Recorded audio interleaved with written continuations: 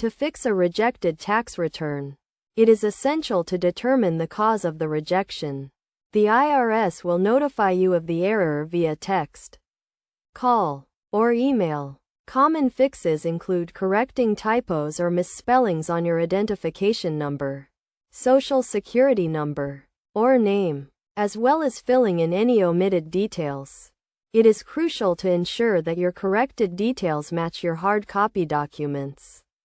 If a dependent has been listed on someone else's tax return, you must provide proof as to why the dependent should be on your return. You should also contact the other party that has listed the same dependent.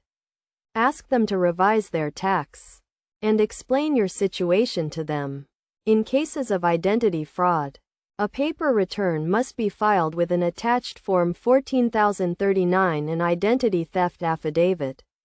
Before submitting your return, always double-check your corrections.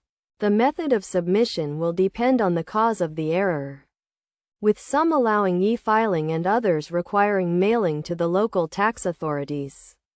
If difficulties arise, IRS customer support can be contacted at 800-829-1040 for assistance. By following these steps, fixing a rejected tax return can be a straightforward process.